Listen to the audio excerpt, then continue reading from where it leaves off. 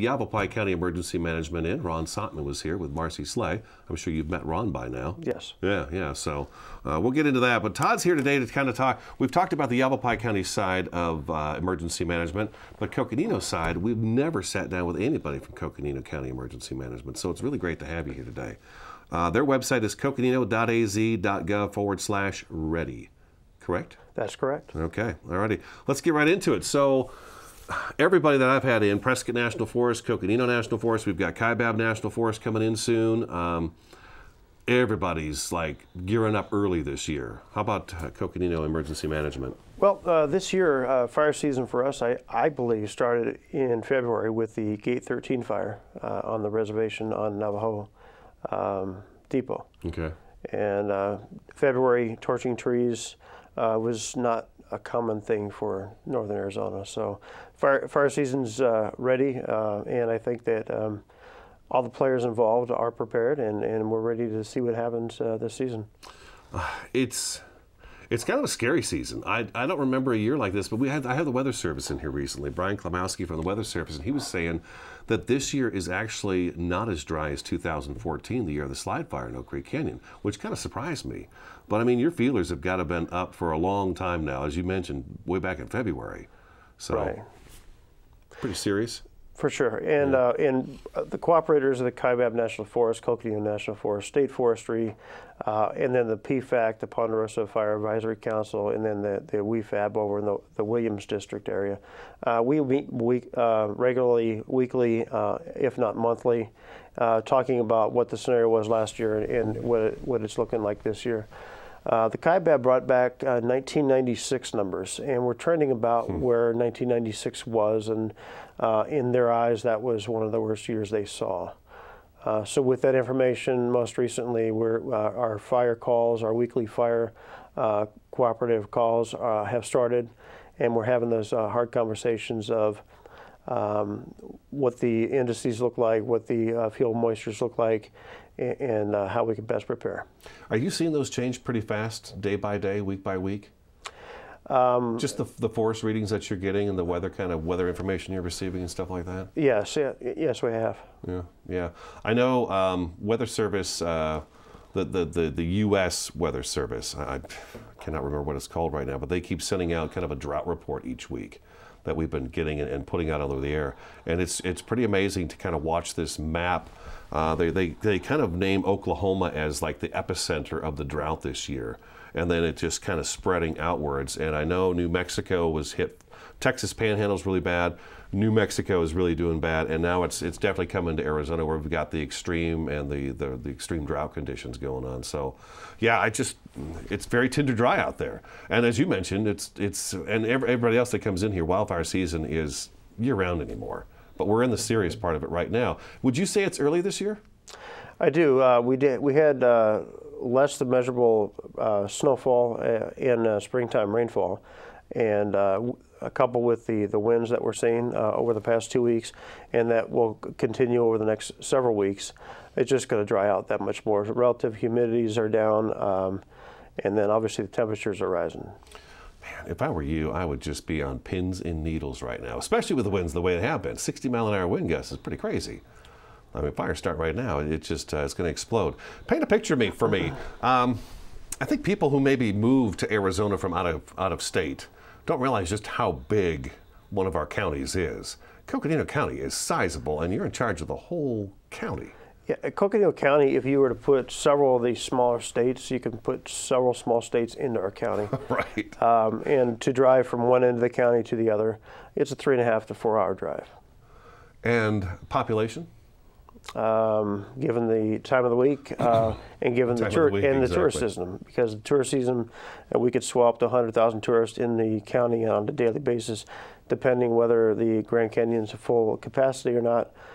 That's one of our biggest stressors in Coconino that I see is on any given day we can have upwards of 11 different languages of people that are traversing through the county, not just the 144 or 150,000 residents that call Coconino home, but it's the influx we have daily on the tourism side. Mm-hmm. This job has got to have you kind of traveling all across the county pretty much nonstop. It is, How do you yes. handle something like that? I mean, Well, with the staff before, we're stretched, but at the same time, we just we try to do a risk analysis, and with that risk analysis, cost benefit, and we put our time where the population centers are, and if those population centers move because of tourism season, we try to magnify those with volunteers, with electronic communications, and then reaching out through a myriad of ways, and this is one of those ways. Your budget's got to be pretty tight. Since the recession, everyone's budget got really tight. Absolutely. And they didn't really kind of loose those strings too much. We're maximizing every single dollar. Our grant that we have through the federal government, it's a 50-50 match grant, and so the county fronts 50% of our operating costs and wages, and it's matched at the federal level. What is your budget a year for emergency management? This year was $505,000, and we augment a lot of that with volunteers. Volunteers are a tremendous opportunity to magnify, the staff that we have, whether it's volunteers from the Sheriff's Office, the VOAD groups, and Northern VOAD through United Way and Red Cross. That's how we make ends meet. Now, when the Red Cross has to respond to something like, and we're going to talk about the Copley fire that happened over by Winona too this morning, because that's kind of the real first one in our local broadcast area that's resulted in evacuations. When Red Cross pulls in and those folks pull in, does emergency management of the county pay them to do that, or Red Cross is simply on all their own funding? And Red Cross takes care of all their own expenses, yes. Okay, all right. Is there any money set aside for the Coconino County to be able to pay for things as you go? I'm trying to figure where I'm going with this, but yeah, there are some contingencies where my operating budget on a daily basis is set in stone, and those are for the operations. If we were to go into a declaration process and/or standing up the Emergency Operations Center, we shift gears a little bit and move out from normal operating expenses, and then we look to the county to augment some of those with different pots of money, if you will, and then that would then be a collection point for us to then declare and then try to recover some of those from the state and or federal government. Okay. So once an operations center has to go up and more people have to be brought in, then, okay, so we pay for it right away, but then we do ask the state for funding. We see that after the fires are usually out. Correct. Where the governor says, okay, gotcha. Okay, I see how that works. Let's take our first break, okay? Todd Whitney in studio today. He's the Coconino County Emergency Management Director. Their website is coconino.az.gov/ready. Stick around, Countywide back in just a couple minutes.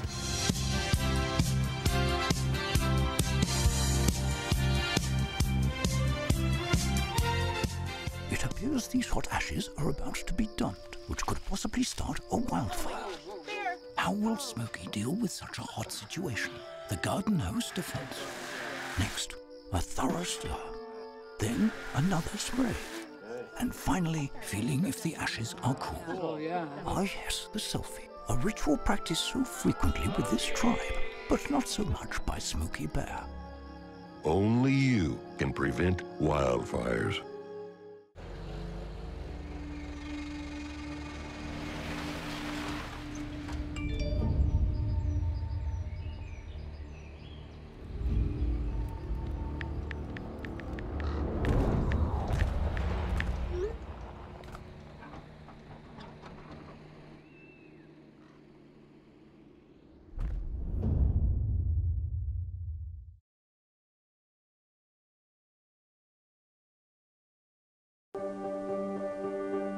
Being prepared is a part of who you are, but it's especially important in the case of a disaster. Be informed about possible emergencies in your area. Make a plan that covers where you go in an emergency. Build a kit with the things you need to survive. There's no one more capable of planning for your situation than you. Start your plan today. Go to ready.gov/myplan.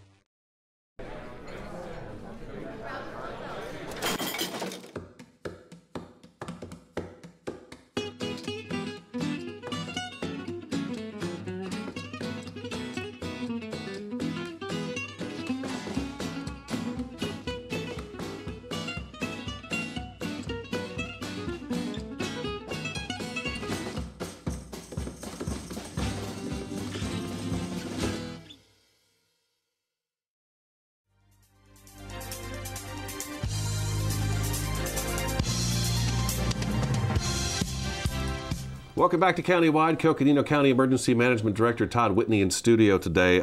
Let's talk about the Copley fire. We last year was the Goodwin fire over in the Mayor area. Lots of evacuations. We talked about that in a previous show with Marcy Slay and Ron Sontman from Yavapai Emergency Management. You had a fire this year, kind of short-lived, but at the same time, we did lose someone's home. The cause of that fire was linked to a guy burning rubbish in his backyard. Fire got away and burned his neighbor's house down. But that fire took off, and it took off fast. Can you kind of talk about how that went out there by Winona? Sure. I definitely remember it. I was in the office on a Sunday cleaning Cleaning on a Sunday in the office? On a Sunday, yes. We all do that. And it blew up pretty quick. It was the wind-driven fire that started, like you said. And with the prevailing winds pushing east, it just took off on them. And within probably 15, 20 minutes, there was a call from the Sheriff's Office Dispatch Center for us to help launch a code red message, an emergency alert message for a pre-evacuation of a region. Okay, all right. And then within 8 hours, is that safe to say? 8 hours, people were allowed back in by 8 p.m. that night? 8 p.m. that night, yes. So it started in the afternoon, early afternoon. Correct. But by 8 p.m. that night, the fire was out. And I think when we were talking with, is it Dwayne?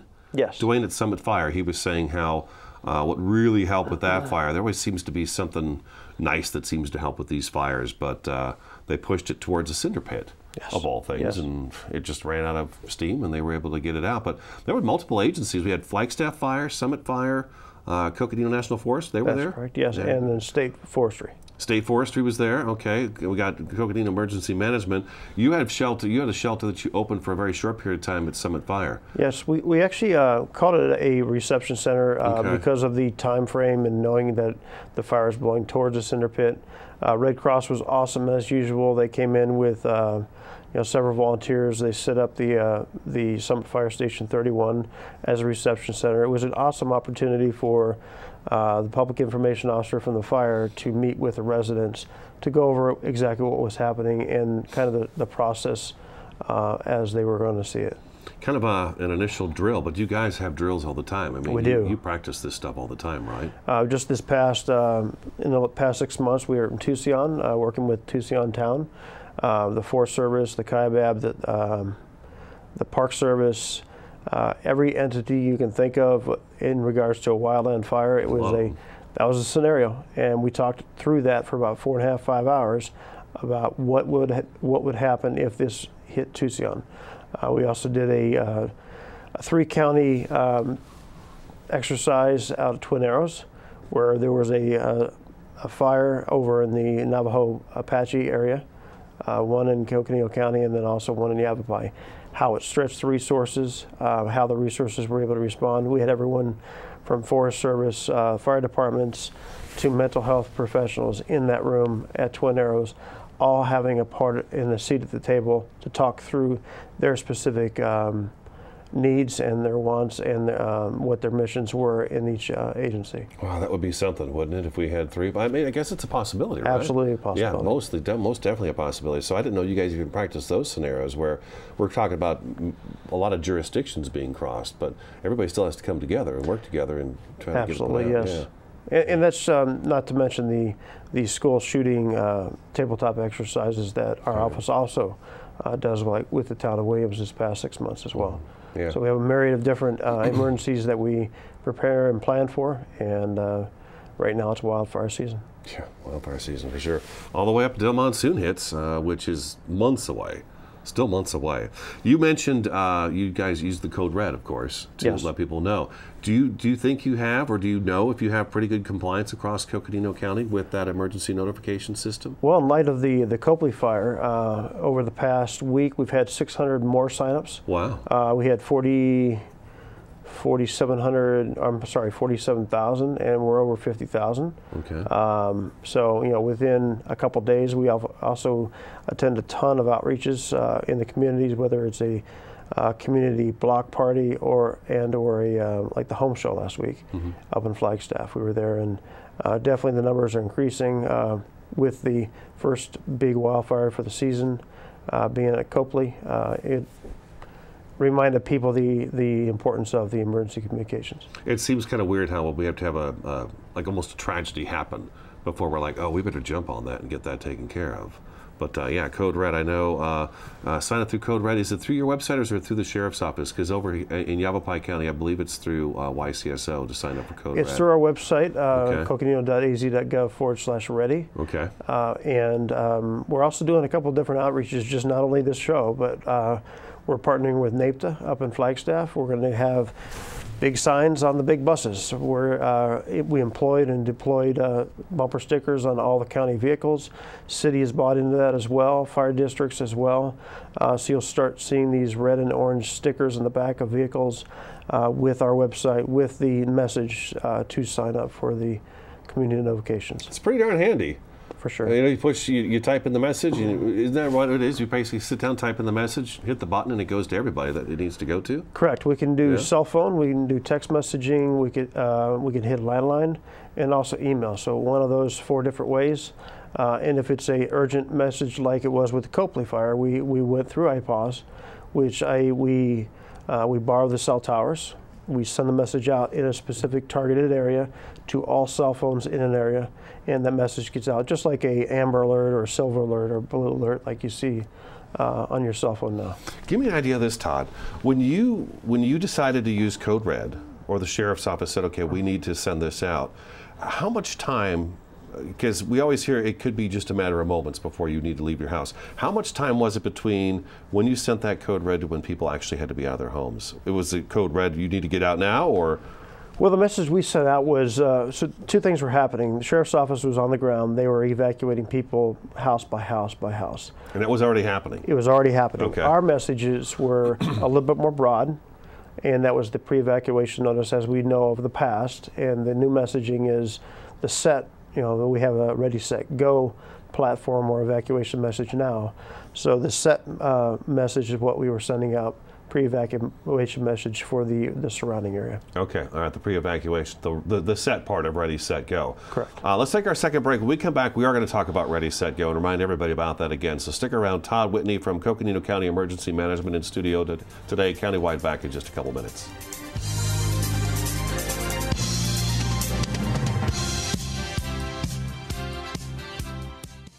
This is Bruce Morrow, Transportation Manager for Cottonwood Area Transit. Remember, we cover the entire Verde Valley and Sedona.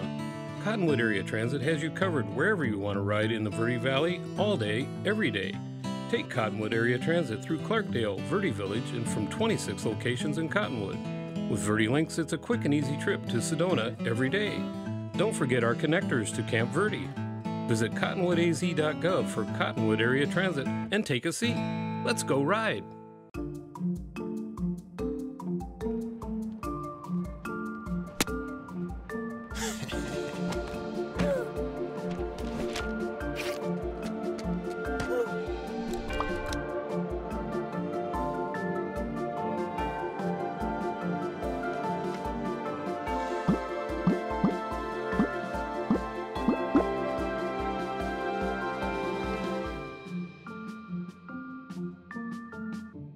What to expect when you're expecting. Like here? A teenager. Today, I'm going to show you how to teen-proof your home. First step, hide the car keys. Preferably somewhere they would never look. Challenges will come up.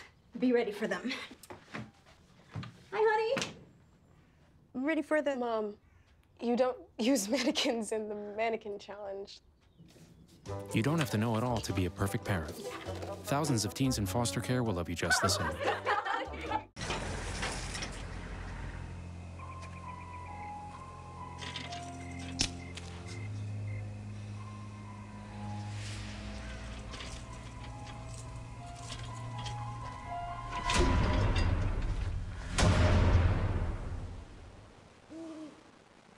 If you don't fix them, sparks from dragging tow chains could cause a wildfire, and that could be scary. Hi, Smokey. Only you can prevent wildfires.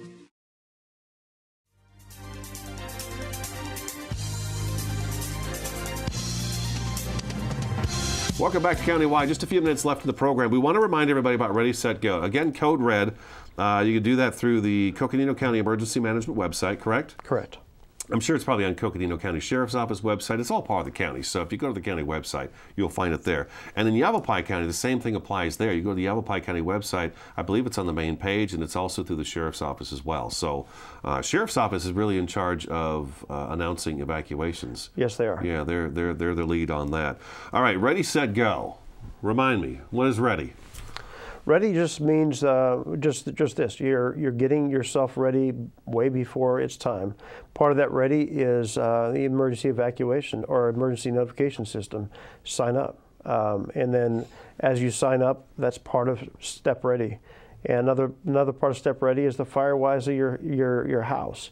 And so there's a two segue message. One is the evacuation set, ready, set, go. But also the ready can be trim the things around your house, the defensible space, just like FireWise. It dovetails together. Clean the gutters. Absolutely. Move that wood pile. Get all those dead leaves out of there that are still left over from last fall. But at the same time, you're building your go kit, which could be your medications, like you're going on vacation for a couple of days, and the 5 Ps. And once you have that, you can have it somewhere in your house. The set portion, again, is being situational aware, listening to this radio station or this TV station, listening to or watching social media and seeing how that looks, and finding those reputable social media outlets that actually push the message from the firemen in the field, and we do that.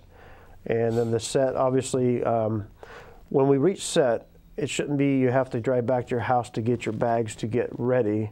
You should already have that ready to go. If we're in the set stage, it's time to probably pack your cars and to be ready, situationally aware, and then make that step off as we set to go. On set, yeah, you want to be able to go in your house and like my wife and I, we're ready. We've got everything we need kind of lined up. So you walk in, you pick it up, you take it to your vehicle, because again, we want to reiterate, and we've talked about it so many times, that as you mentioned, there's sheriff's deputies knocking on doors when that code red is going out. So you may not have a few minutes. I think California wildfires last year, there were people who the fire were overtaking their vehicles as they were driving away. Correct. It's amazing. And it's a different way of life. Having lived in the valley, we didn't need to have that preparedness stage, because it's just a different way of life. Living up in the high country, it is just the way high country life is. We all back the forest here. Absolutely. Right. And in California, from my colleagues over in California, the cell towers, which we utilized with our messaging, they were burned. They weren't effective in their messaging during the time where they needed a message, because of how rapidly the fire grew and as quick as it went. So the Ready, Set, Go is something that we need to embrace. It's been around for 8 years, but we're really pushing it this year for the entire region. Yeah, it's far more serious this year than it has in the past. And then go. Somebody comes knocking on the door, you gotta go. Absolutely. In fact, when go is staged, you should already had your in the ready and set. You should have already had your plan, where you want to go, who you're going to notify, and just to make sure that you already have a plan. You don't need to be making the plan as you're driving. You should already have your different routes planned out in your head. And then Marcy Slay last week actually brought something really good up, Todd, too, is that, and I hadn't thought about it because my kids are grown and gone, but a lot of people still have kids at home. You've got kids at home. Is that communicate with your kids when it's time to go, where are they supposed to go and how are they supposed to get there? Maybe there's a neighbor that can help them out, or a friend or somebody that can pick them up, because sometimes, you know, maybe we're at work and the kids are at home, and so you've got to have that plan and talk to the kids about it and get them ready, set, and go as well, so that they've got that preparedness. It's all about preparedness, and then once you're prepared, it's much easier to go. That's it, Todd. We're out of time. Thank you very much. Thank you so much for coming down. I really do appreciate that. All right, and if you need anything, let me know. All right, that's Coconino County Emergency Management Director Todd Whitney. That's today's county-wide. Thanks for watching, listening, and we'll talk to you again next time.